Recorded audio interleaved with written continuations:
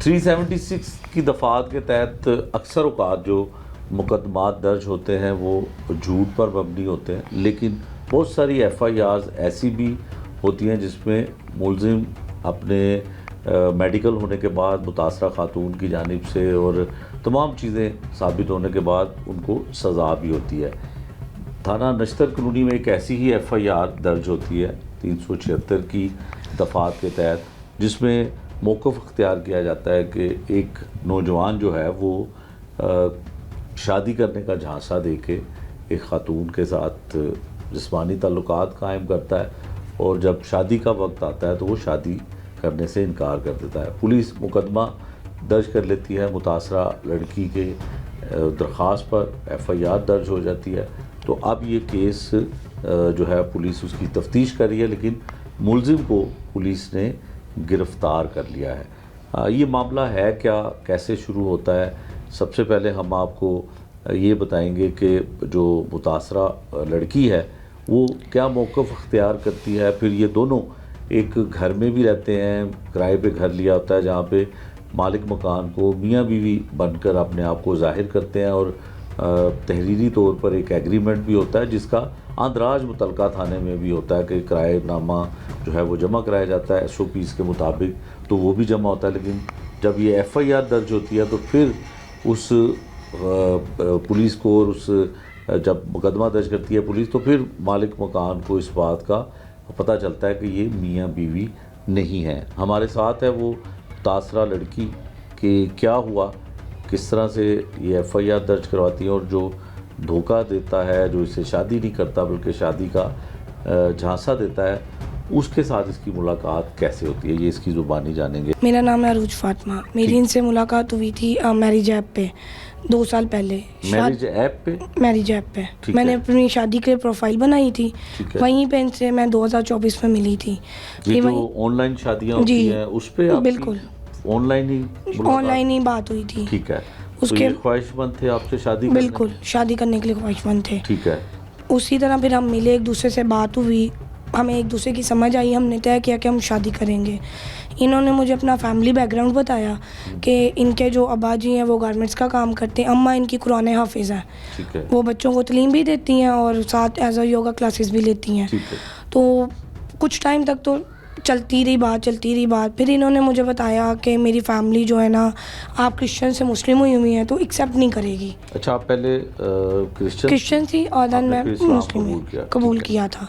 और मैंने इनको पहले दिन ही क्लियर कर दिया था कि मैं डिवोर्स्ड हूँ, एक 9 साल का मेरा बेटा भी है। अच्छा, आप पहले शादीशुदा थी? जी, मैं शादीशुदा हूँ। तो उसके बाद आपकी डिवोर्स हुई है। तो फिर आप मैरिज के लिए शादी के लिए आप ऑनलाइन जो है ढूंढ रही थी मैं शादी करने के लिए। तो आपके वालिदैन ने ये फ़राइज़ सर अंजाम नहीं दिया, आपकी शादी दूसरी दफ़ा जो है वो करवा दी? नहीं, पहले मेरा माइंड नहीं था करने का। फिर जो ऑफिस वगैरह में ज़ोर सब ने डाला कि शादी कर लो, बेटा बड़ा हो रहा, उसको बाप की ज़रूरत है, तुम्हें भी किसी की ज़रूरत है अब। तब जाके फिर मैंने सोचा था कि मैं करती हूँ। और जब ये चीज़ हुई। कोई जॉब भी करती है? जी सर, मैं एज अ प्रॉपर्टी डीलर काम कर रही हूँ और एज अ एंकर भी काम कर रही हूँ। ठीक है। तो उस वक्त फिर फैमिली से थोड़े से इश्यूज़ हुए थे जब मैंने इस्लाम कबूल किया। ठीक है। उस वजह से फिर घर से बाहर हो गई थी, तो ये चीज़ फिर मैंने खुद की थी। से अब ताल्लुक नहीं है माँ बाप से? नहीं, अब ताल्लुक नहीं है, क्योंकि वो इस लड़के के खिलाफ भी थे।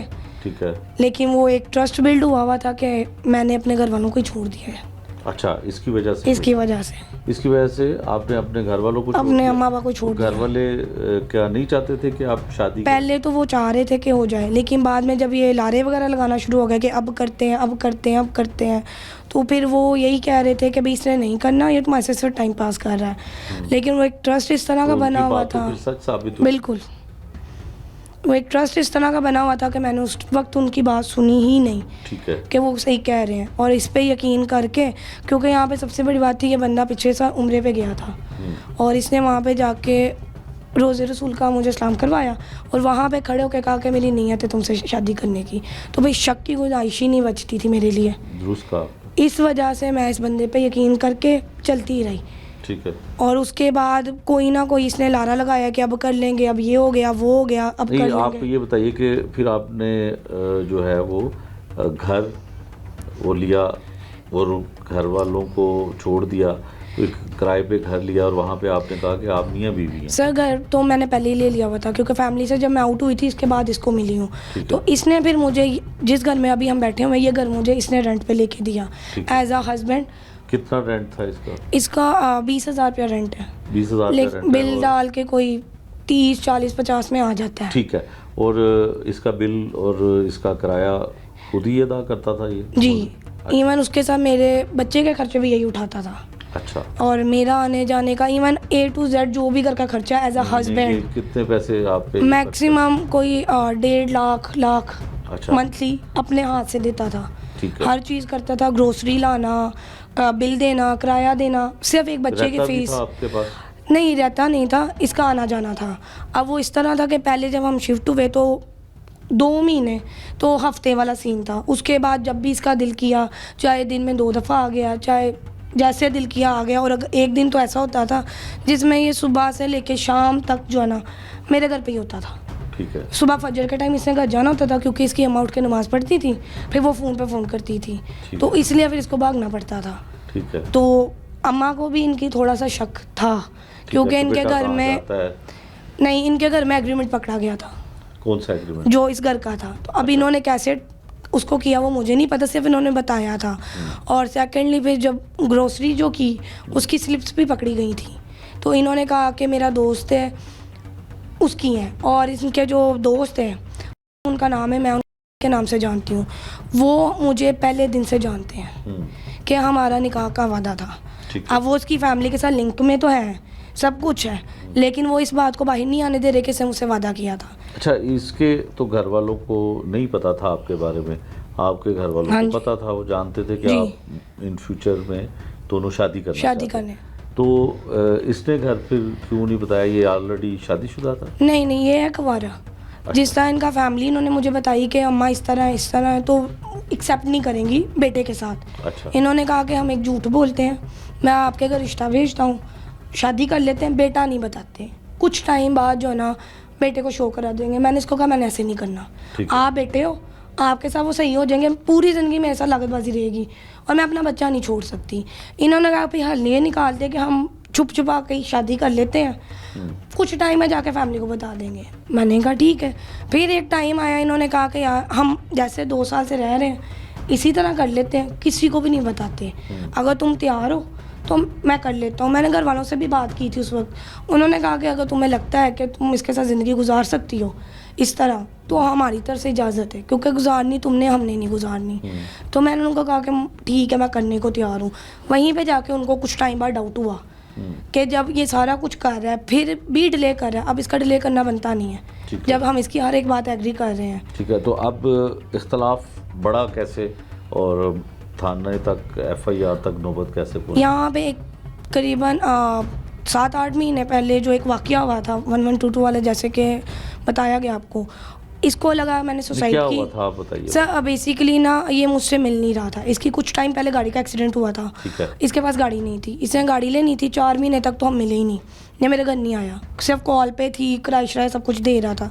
गाड़ी ली, उसके बाद हमारी मुलाकात हुई, 1-2 दफ़ा आया, लेकिन ड्राइव पे आया, रमज़ान था, बाई रफ्तारी वगैरह हम करते थे, मिलते थे, घर पे नहीं आता था, चला गया। वहाँ पे ना मैंने इसको कहा कि यार आप मुझे आला टोला कर रहे हो, मुझसे मिलो, बात क्लियर करो, क्या करना चाह रहे हो। घर वाले भी कह रहे हैं कि अगर तुमने नहीं करना तो फिर हम रिश्ता कर देते हैं कहीं। ठीक है। तो मैंने कहा यार बात करो। इसने मुझे कहा कि नहीं, उनको कहो कि थोड़े दिन सब्र कर जो, कुछ भी नहीं होता, मैं कर लूँगा। खैर वो आया, मेरी तबीयत वैसी ख़राब थी पहले से, हमारे बीच में थोड़ी सी कहासुनी होगी इसी चीज़ को लेके, मेरा BP डाउन हो गया था। उन दिनों में मैं वैसे भी बीमार थी, मुझे गले का थोड़ा सा इशू है, तो मैंने होम्योपैथिक स्टार्ट की थी, वो सूट नहीं की मुझे, तो उससे BP डाउन होना शुरू हो गया था। तो मेरा तबीयत ख़राब हुई, को बुलाया, इवन मेरी फैमिली भी आई है, मेरे भाई और मेरी अम्मा जी आई हैं। खुद भी ये इधर ही था? इधर ही था। ठीक है। उन्होंने पूछा कि आपका क्या इनके साथ रिलेशन है, तो एज अ हस्बैंड ही इन्होंने शो करवाया। उन्होंने कहा कि क्या आप दोनों में हुआ? कहते हुआ कुछ नहीं है, बस ये बेड पे बैठी थी और गिर गई है नीचे। उन्होंने चेक किया और उन्होंने कहा आप 7 अप लेके आए, BP डाउन है, कुछ भी नहीं है। उन्होंने 7 अप दी मुझे, मैं नॉर्मल बैठ गई, तब तक मेरी फैमिली भी आ गई हुई थी। उसके बाद ना वो दोनों में से एक बंदा बैठा हुआ था मेरे पास, एक इसको लेके बाहर चला गया। बाहर से वापस अंदर आए, इन्होंने कहा कि सुसाइड केस है। मैंने कहा सर मैंने सुसाइड की है, जो सुसाइड केस है, आप मुझे 7 अप पिला के बिठा देते हैं और आप कह रहे सुसाइड केस है। मेडिकल करवाइए, हॉस्पिटल लेके जाइए, पुलिस बुलाए। इन्होंने मेरे को कहा कि पुलिस आएगी। उन्होंने कहा कि नहीं नहीं आप पुलिस ना बुलाएं। मैं इस तरह उन्होंने अपना बैकग्राउंड बताया कि मैं अकेला हूँ, मैंने चुपके किया हुआ सारा कुछ, तो आप पुलिस ना बुलाएं। उन्होंने उसका फ़ायदा उठाया। उन्होंने कहा कि भाई ये सुसाइड ही है। आपने किया था वैसे? नहीं सर, मैंने इवन ये मेरे साथ जब ऊपर आया ये सारा मामला समेट के, मैंने इसको कहा था कि आपको डाउट है, हम मेडिकल करवाते हैं, आप मेरे साथ चले हॉस्पिटल, आप अपना डाउट क्लियर कर लें। क्या इसको उस चीज़ पे यकीन हो गया। उसके बाद से ना ये जो था ना बस बातचीत की हद तक चल रहा था। घर आना वक्ती तौर से छोड़ दिया। 2 महीने हमारी भी आपस में लड़ाई हुई, हमने एक दूसरे को नहीं बुलाया, लेकिन कांटेक्ट में थे। आस्ता आस्ता ना इसने आना नहीं था, या आता नहीं था, सिर्फ कॉल पे या बाहर मिल रहा था, घर पे नहीं आ रहा था। मुझे अब ज़्यादा डाउट होना शुरू हो गया था इसके ऊपर। मैं इसको जोर लगा रही थी कि भाई मिलो मुझसे, बात करो, मिलो बात करो। मैं नहीं मिल रह सकता अभी, मेरे पास टाइम नहीं है, मैं बिज़ी हूँ, घर का काम है, अब्बा जी की तबीयत ऐसी है। करते करते 6-7 महीने गुजर गए, जिसमें मैंने इसके दोस्त को भी ऐड किया कि भाई तुम उसको बुलाओ, उसको कहो मुझसे मिल के बात करे। और वो वही दोस्त है जिसको पहले दिन से मेरे बारे में पता था। इन्होंने कहा कि अच्छा ठीक है करते हैं, वो मैं उससे बात करूँगा, ये वो नहीं हुई। उसके बाद ये बंदा ईद पे आया मेरे पास। ईद के तीसरे दिन आया, शायद इनकी फैमिली में कोई शादी थी जो छोड़ के आया है, और आया फिज़िकल रिलेशन भी हुआ, और इसने मुझे यकीन दिलवाया कि मेरी ज़िंदगी में कोई भी नहीं है। और उसके बाद ये चला गया, शादी थी, मैंने भी इसको इतना तंग नहीं किया, ऐसे मुझे कहा मैं बिज़ी होता हूँ।